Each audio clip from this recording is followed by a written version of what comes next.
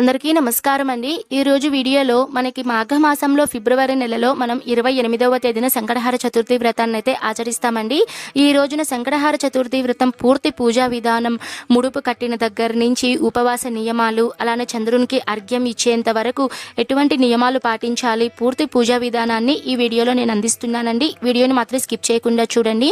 ఈ రోజు వీడియోలో తప్పకుండా ప్రతి ఒక్కరూ తెలుసుకోవాల్సిన విషయం ఏంటంటే, ఈ రోజు పూజ అంతా అయిన తర్వాత ప్రతి నెలకి ప్రతి మాసానికి మనము ఒక్కొక్క పదార్థం అయితే తినవలసి ఉంటుందండి.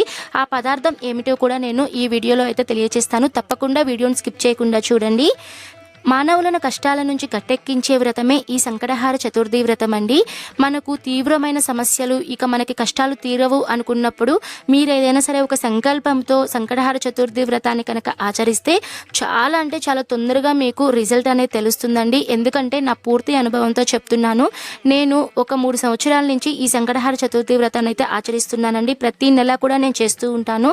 ఏదైనా సరే మనకి డేట్స్ అలా ఇబ్బంది ఉన్నప్పుడు మాత్రమే నేను ఆ నెల స్కిప్ చేస్తానే తప్ప మిగతా అన్ని నెలల్లో కూడా నేను సంకటహార చతుర్థి వ్రతాన్ని అయితే ఆచరిస్తానండి. నేను సంకల్పం తీసుకున్న ప్రతిసారి కూడా నాకు రిజల్ట్ అనేది చాలా వెంటనే తెలుస్తుందండి. నాకైతే ఆల్మోస్ట్ నా జీవితంలో చాలా మార్పులు అనేటివి జరిగాయి. కాబట్టి నేను పూర్తి నమ్మకంతో చెప్తున్నాను. మీరెవరైనా సరే కష్టాల్లో ఉన్నప్పుడు ఈ వ్రతాన్ని ఒక సంకల్పం తీసుకొని 3 నెలలు చేస్తానని, 5 నెలలు చేస్తానని, లేదా 9 నెలలు, 11 నెలలు ఇట్లా చేస్తాను అని మీరు సంకల్పం తీసుకొని పూజ అనేది ప్రారంభించవచ్చండి. అయితే ఇప్పుడు పూజ ఎలా స్టార్ట్ చేయాలో నేను తెలియజేస్తానండి. ముందుగా అయితే ఈ పూజను 2 రకాలుగా అయితే చేస్తారండి. అదేంటంటే, ముందుగా అయితే మీరు ముడుపు కట్టుకోవాలండి. ముడుపు అనేది మీరు ఎర్రటి వస్త్రం కానీ లేదా పసుపు వస్త్రంలో మీరు ఒక 3 పిడికిలు బియ్యాన్ని, అలానే తమలపాకులు, ఎండు ఖర్జూరం, అలానే కొంతమంది ఎండు కొబ్బరిని కూడా పెడుతూ ఉంటారండి. అలానే ఒక పుష్పం, దక్షిణగా ఎంతో కొంత మీ శక్తి కొలది మీరు దక్షిణగా ఎంతో కొంత ముడుపులో పెట్టుకొని, ముడుపులో అన్నిటిని పెట్టుకున్న తర్వాత దాని మీద 2 చేతులు పెట్టి నమస్కారం చేసుకుని మీ మనసులో ఉన్నటువంటి సంకల్పాన్ని అయితే చెప్పుకోవాలండి. తర్వాత సంకల్పం చెప్పుకునేటప్పుడు మీరు ఎవరితో కూడా మాట్లాడకుండా మీ యొక్క కష్టాన్ని స్వామివారికి అయితే మీరు చెప్పుకుంటూ ముడుపు అనేది కట్టుకోవాలండి. 3 ముళ్ళు అనేది ముడుపు కట్టుకున్న తర్వాత మీరు ఉదయము వినాయకునికి లఘువుగా పూజ చేయాలండి. లఘువుగా అంటే మీరు పంచోపచార పూజలతో స్వామివారి దగ్గర ముడుపు పెట్టేసి మీరు పూజ అనేది చేసుకోవాలండి. చాలామంది ఏం చేస్తూ ఉంటారంటే, ఉదయం ముడుపు కట్టి సాయంత్రం అనేది ముడుపులోని బియ్యాన్ని తీసి ఏదైనా సరే తీపి నైవేద్యాన్ని చేసి గణపతికి అయితే సమర్పిస్తారండి. నేనైతే ఈ పద్ధతినే చేస్తూ ఉంటానండి. మరికొంతమంది ఎన్ని నెలలైతే సంకల్పం తీసుకుంటారో, అంటే 5 నెలలు కానివ్వండి లేదా 9 నెలలు, ఇలా ఎక్కువ నెలలు అనేది సంకల్పం తీసుకున్న వాళ్ళు ముడుపుని దేవుని దగ్గరే పెట్టుకొని, ఎన్ని నెలలైతే మీరు 5వ నెల అనుకోండి, 5వ నెలలో మీరు సంకల్పం తీరేటప్పుడు లాస్ట్ నెలలో ఉన్నప్పుడు ఆ ముడుపులోని బియ్యాన్ని తీసి నైవేద్యం అనేది చేస్తారండి. ఇలా చేయడం వల్ల ఏమవుతుంది అంటే, బియ్యం అనేది ఎక్కువ రోజులు కనుక మనం మూట కట్టి పెడితే బియ్యం అనేది బూజు పట్టే ఛాన్స్ అయితే ఉందండి. అది కూడా కాకుండా మనం అందులో తమలపాకులు అనేటివి పెడతాం కాబట్టి తమలపాకుల వల్ల, అందులో తేమ వల్ల ఆ బియ్యం అనేటివి తొందరగా పాడైపోయే ఛాన్స్ అయితే చాలా ఉంది. కాబట్టి వీలున్నంత వరకు మీరు ఈ పద్ధతిలోనే మీరు ఫాలో అవ్వండి. అంటే నేను ఎలా అయితే చేస్తానో, నేను ఉదయాన్నే ముడుపు కట్టుకొని సాయంత్రం ముడుపులోని బియ్యాన్ని తీసి నేను పూజ అనేది చేసుకుంటానండి. ఇప్పుడు నేను ఏ విధంగా పూజ చేసుకుంటున్నానో మాత్రమే నేను మీకు తెలియజేస్తాను. మీరు ఆ విధంగా కనుక మీరు ఫాలో అయినా కూడా మీకు మంచి రిజల్ట్ అనేది వస్తుందండి.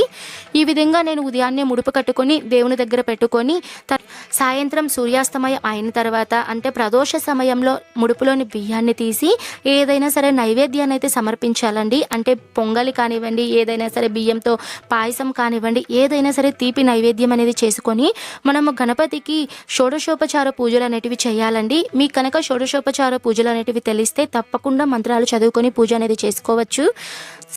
సాధారణంగా మన చాగంటి కోటేశ్వరరావు గారు చెప్పేటువంటి ప్రవచనాల ప్రకారం ఈ సంకటహార చతుర్థి వ్రతం రోజున దోసకాయను నైవేద్యంగా పెట్టాలి అని అయితే చెప్తారండి. మీ కనుక దోసకాయ కనుక దగ్గరలో ఉంటే, మీకు అందుబాటులో ఉంటే మీరు నైవేద్యంగా మీరు పెట్టుకోవచ్చండి. నా దగ్గర దోసకాయ ఉంది కాబట్టి నేను ఇలా ప్రతి నెల పెట్టడానికి ట్రై చేస్తున్నానండి. ఒక్కో నెల కుదరదండి, నా దగ్గర కూడా లేకపోతే నేను పెట్టలేను.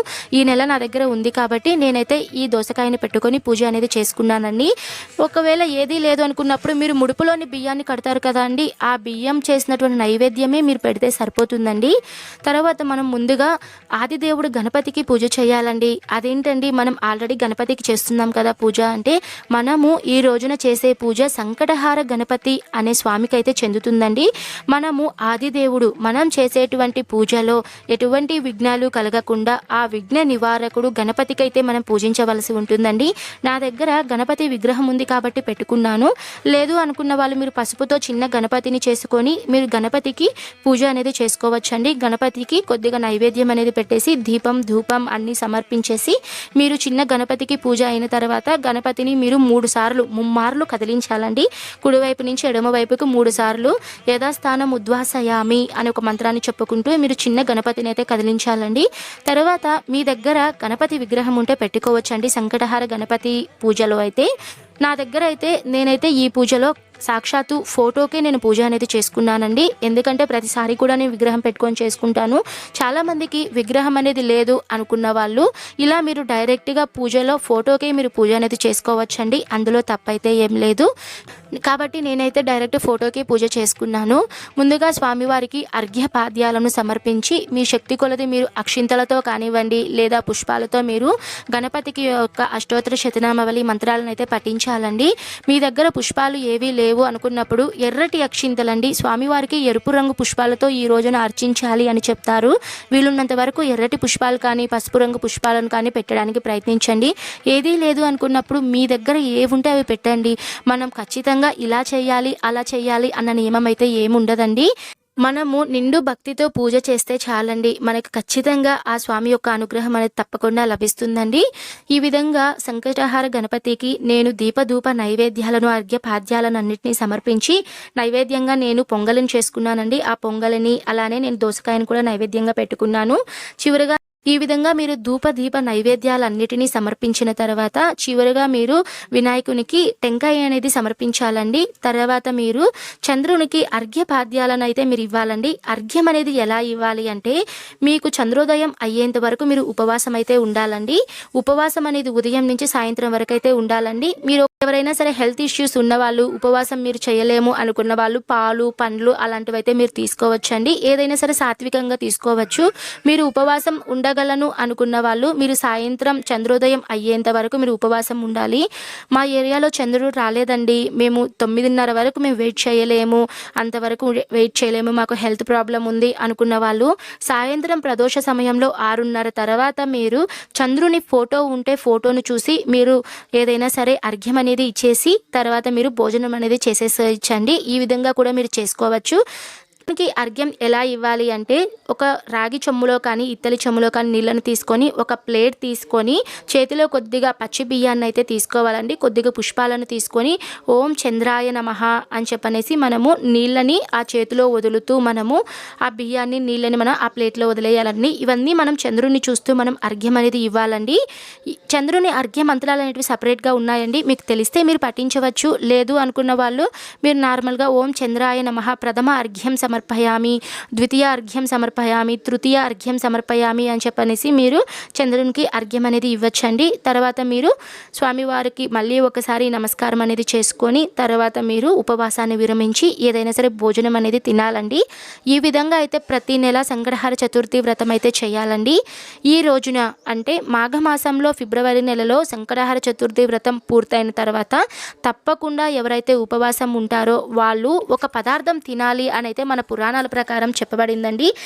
ఈ విధంగా ప్రతి మాసంలో వచ్చే చతుర్థి తిథి నాడున ఈ చెప్పిన ఆహార పదార్థాలను స్వీకరిస్తూ నియమపూర్వకంగా వ్రతాన్ని ఆచరిస్తే సకల సిద్ధులు కలుగుతాయి అని బ్రహ్మదేవుడు కృతవీర్యుని తండ్రికి గణేష చతుర్థి వ్రత విధానాన్ని వివరించాడండి.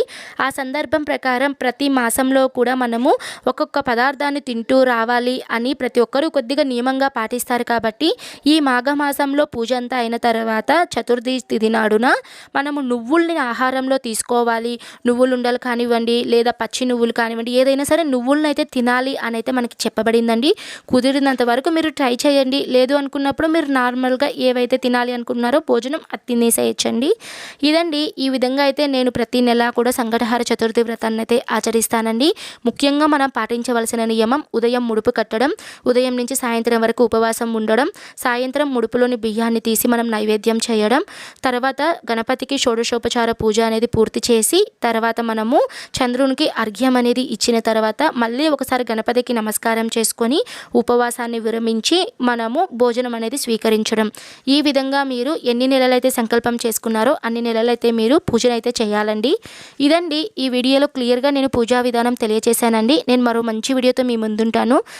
Thank you for watching. సర్వే జన సుఖినో భవంతు. స్వస్తి.